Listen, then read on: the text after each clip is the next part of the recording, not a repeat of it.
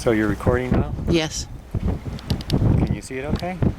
I can. I've just gone ahead and I put it on zoomed in.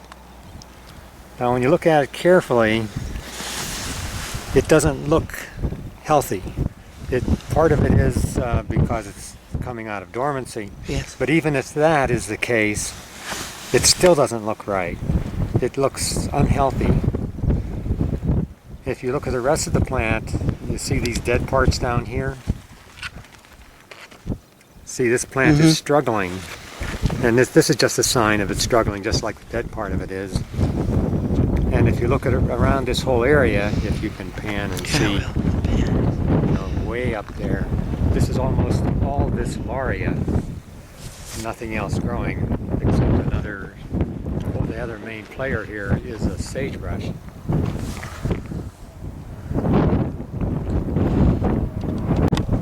See this little red thing? It says it's recording, and then you push it. Well, it turns out the Joshua trees aren't doing even as well as the Laria. If we look down here, lots of parts of it have fallen off. So it's struggling. But in different weather, it got this high. So if we look out further,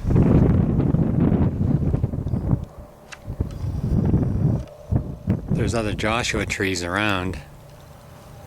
None of them are doing very well. So they started at a time when there was more rain than there is now. And they're just slowly losing it. Here's some Laria struggling. Here's some Laria that has lost it. It can't do it anymore. I cracked a dead stem there. It's dead. And the others around here are dead too.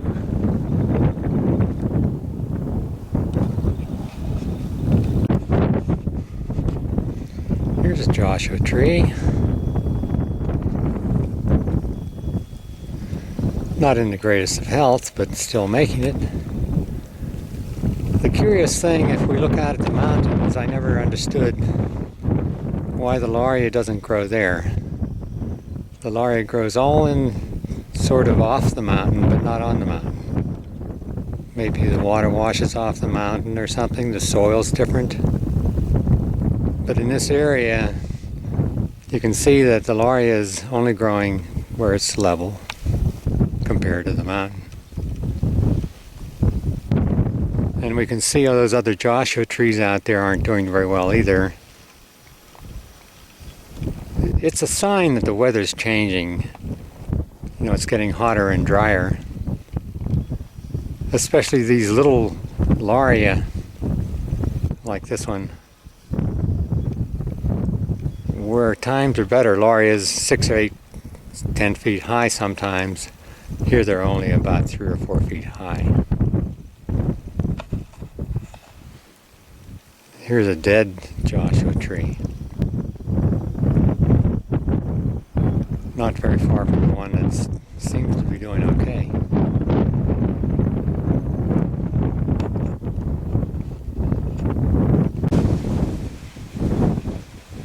We think that this is the Coyote Springs. We think that when there was water here, it came up through this pipe in the state, or somebody piled these rocks there. There's another one right over here with a bigger pipe. Let's walk over there and see.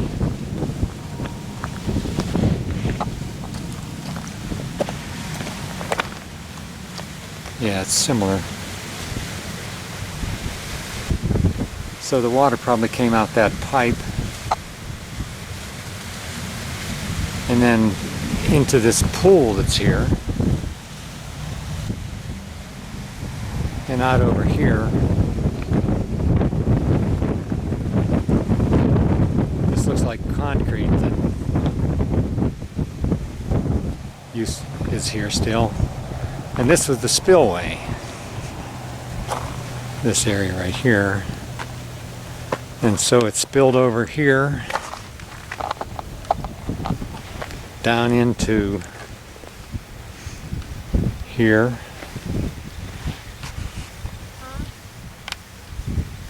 And then I think it spilled over these rocks here. Oh, aren't they beautiful? To that pool down there. Sedimentary, aren't they lava rocks? Here's a tourist that fooling around. These palm trees. I don't know where they're getting their water now. But here's another pool there. And it spilled over probably right here. Down into this one.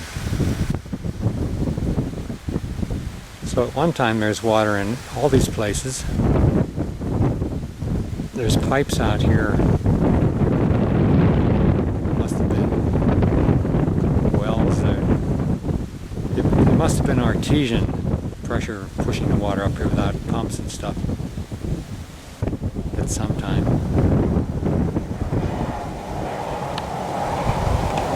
We'll walk out and look at it from the other side. Here's Coyote Springs. The only thing that's missing is the water. So we were up at the top there where the water apparently came out and spilled down into these pools that we are right up by the sign there.